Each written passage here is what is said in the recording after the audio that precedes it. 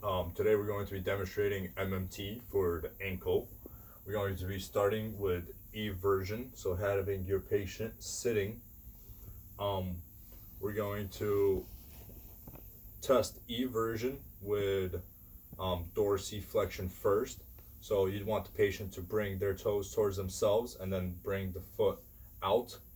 And to test this, that will be a 3. To test for 4 and 5, you're going to be doing counter movements. So if they're going into dorsi and in, you're going, out, you're going in and down for pressure. So you could do it around here on the dorsum of the foot. You're going to be pushing down and in, stabilizing underneath the ankle.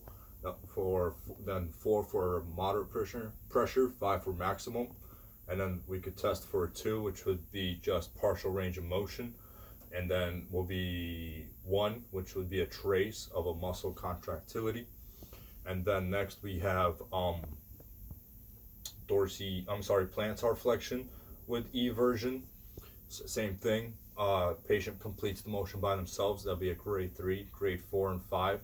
As they go down and in, we're going to be pushing them up. Down and out. We're going to be pushing them up and in for grade 4 and 5, moderate maximum resistance.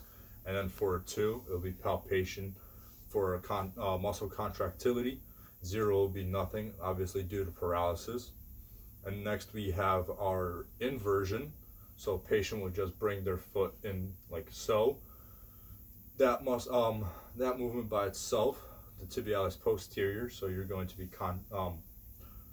palpating around here. So if as they did it by themselves, grade 3, grade 4, you're going to be putting them into eversion. So as you bring it in, 4, moderate, max 5, palpation for a 2.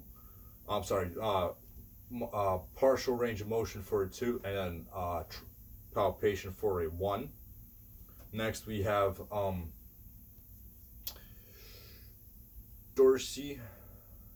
dorsiflexion with inversion. So now they're going to go in and up. Again, counter motions. So that's a grade 3, grade 4. You're going to go down and out. So you could put them again on the dorsum of the foot. Mod 4, max 5. For 2, it'll be partial range of motion. 1 would be just palpation to see if there's any muscle contractility. 0 is nothing due to paralysis.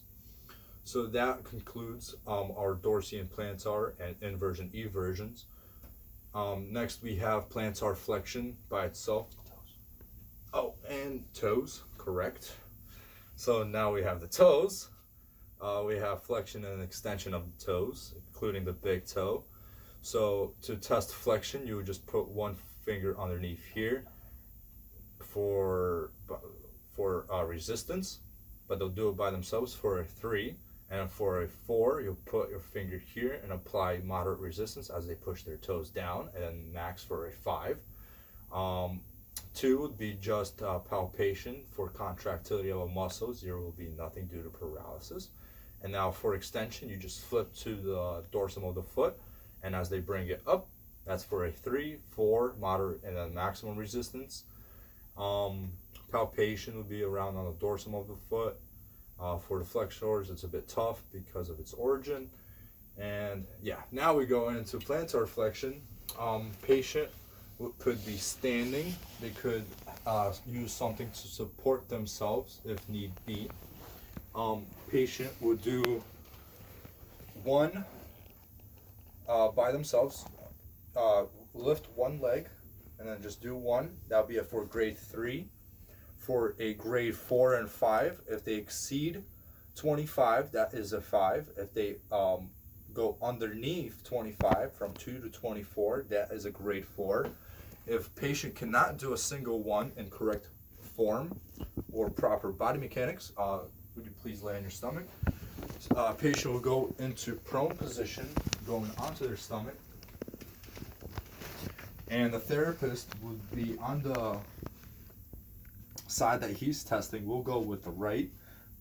So they're going to be going into partial range of motion. So they're just going to flare their toes out like so, And if they could tolerate resistance in this motion, you could give them a 2 plus. If it's just partial, you could give them a minus or a regular, depending on how they do. And then palpation will be on like the lateral surface around the gastrocnemius, around where the calf is, and the soleus, to test for those for a trace. And then 0 will be nothing due to paralysis. Thank you very much.